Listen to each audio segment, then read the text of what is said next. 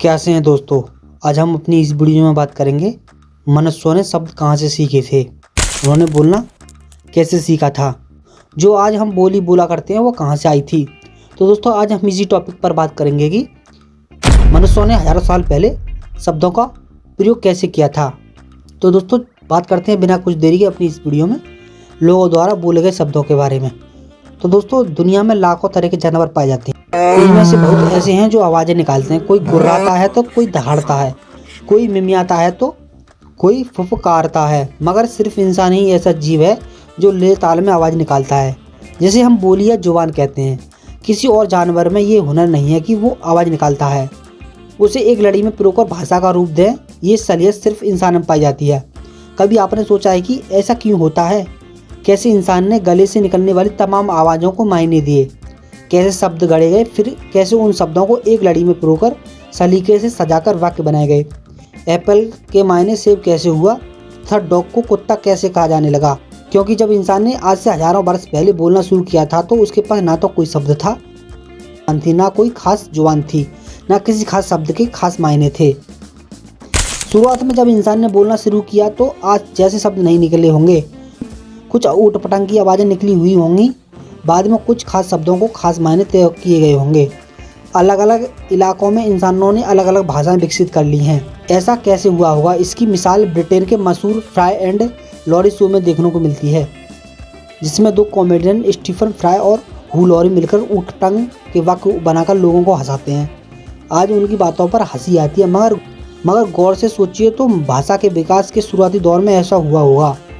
आज बच्चे पैदा होने के कुछ सालों के भीतर ना सिर्फ बोलना शुरू कर देते हैं, बल्कि व्याकरण के कुछ नियम बिना पढ़े ही उन्हें याद हो जाते हैं, जैसे पुल्लिंग का स्त्रीलिंग बनाना या फिर एक वचन बहुवचन बनाना।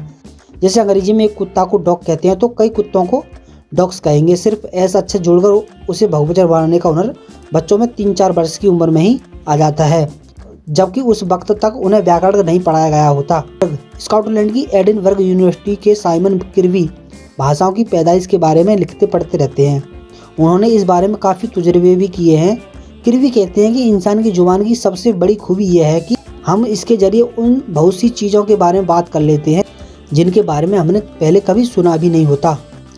अब अंग्रेजी को ही ले लीजिए। अंग्रेजी बोलने वाले ज़्यादातर लोग 30,000 शब्द ही जानते हैं। इतनी छोटी दिमागी डिक्शनरी की मदद से उन्हें अपनी ज़िंदगी में करीब 2 अरब ख्यालों को शब्दों को बयां करना होता है। और आप ये जानकर हैरान रह जाएंगे कि एक इंसान दिन भर में औसतन 20,000 शब्द बोलता है। अब उसे मालूम है कि केवल 30,000 शब्द 20,000 वो रोज़ इस्तेमाल करता है। शब्दों की इस पूंजी से उसे सारी ज़िंदगी काम चलाना होता है। इसका तरीका यही होता है कि वो शब्दों को अलग अलग तरीके से पिरोकर रोज़ नए जुमले गढ़े ताकि नए ख्यालों को बयां किया जा सके।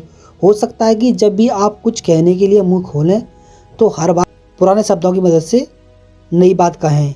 अब देखिए इंटरनेट पर एकदम नई तरह की भाषा बोली जा रही है। हालांकि शब्दों में नयापन नहीं है, बस उन्हें पिरोने का सलीका बदल गया है। साइमन किर्बी कहते हैं कि हर शब्द के मायने होते हैं। छोटे छोटे मायने इन शब्दों को खास तरह से पिरोकर कहने पर उसके बड़े मायने निकलते हैं। तमाम जुबानें ऐसे ही विकसित हुई हैं। इंसान के इतिहास में हजारों भाषाएँ विकसित हुई हैं। दुनिया के हर हिस्से में अलग अलग भाषाएँ और बोलियाँ सुनने को मिलती हैं, मगर ख़ास बात यह है कि इनमें से किसी भी इंसानों ने साथ मिलकर बैठकर तय नहीं किया है कि ये बोलियां, ये भाषाएं अपने आप से ही विकसित हुई हैं और पीढ़ी दर पीढ़ी ये सिलसिला आगे बढ़ता जा रहा है। 60 के दशक में यही बात समझने के लिए बोस्टन यूनिवर्सिटी के जीन ग्लीसन ने एक तजुर्बा किया था। उन्होंने बच्चों के साथ बैठकर कुछ ऊट पटांग की आकृतियाँ बनाई, फिर बच्चों से उनके नाम बताने को कहा। बच्चों ने भी अजीब व गरीब नाम दिए।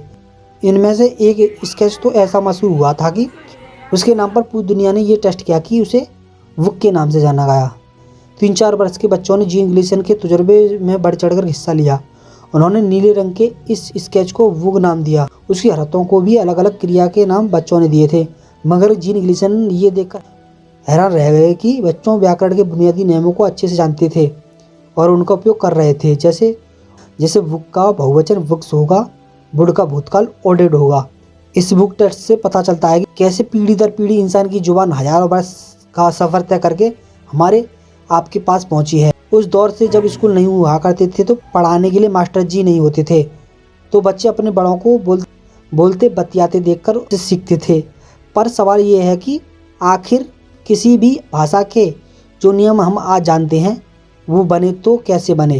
किसने तय किए कि वो नियम हर ज़ुबान में व्याकरण के नियम अलग अलग होते हैं। वो हमें आनुवांशिक तौर पर तो मिलते नहीं, फिर बच्चे इतनी जल्दी किसी भाषा के बुनियादी नियम कैसे सीख लेते हैं। इसे समझने के लिए एडिनबर्ग यूनिवर्सिटी के साइमन क्रीवी ने कुछ छात्रों को एक नई जुबान सीखने का प्रस्ताव दिया। उन्हें कहा गया कि इसके शब्द ऊट-पटांग के होंगे, इन्हीं से नई भाषा बनानी है। साइमन की टीम ने कुछ ऊट-पटांग के स्केच बनाए, फिर छात्रों ने उनके अजब-गजब नाम रखे। छात्रों के एक बैच से शुरुआत करते हुए साइमन और उनकी टीम ने कुछ दिनों बाद छात्रों की दूसरी टीम बुलाई, फिर अगला बैच आया और इस तरह हर जाने वाली टीम ने नए छात्रों को कुछ नए शब्द दिए, उनसे बनने वाले वाक्य बताते हुए गए। साइमन ये देखकर हैरान रह गए कि कुछ महीनों में ऊट-पटांग शब्दों की एक नई भाषा तैयार हो गई थी। साइमन के मुताबिक अगर हम कुछ खास आवाज़ों को शब्द रूप दे दें, फिर उन शब्दों को कुछ मायने तय कर दें, तो इन शब्दों से नए वाक्य गढ़े जा सकते हैं। यही इंसान की आवाज़ के जवान में तब्दील होने का जरिया रहा होगा। जब हजारों साल पहले आदि मानव ने आवाज़ को शब्दों में ढालना शुरू किया, फिर पीढ़ी दर पीढ़ी शब्द बनते गए। उन शब्दों से तरह तरह के वाक्य बनते गए। शुरुआत में लोगों को वो आवाज़ और वो ऊट-पटांग शब्द और अटपटे लगे होंगे, मगर जब उनके मायने तय किए गए होंगे तो हर आवाज़, शब्द और कई शब्द मिलकर अब वाक्य में तब्दील हो गए और इस तरह इंसान बाकी जानवरों से अलग हटकर बातें करने लगे। तो दोस्तों, मैं उम्मीद करता हूँ इस वीडियो में आपने सीख लिया होगा कि मनुष्यों ने शब्द बोलना कैसे सीखा था। मिलते हैं एक नई वीडियो के साथ, जब तक के लिए नमस्कार।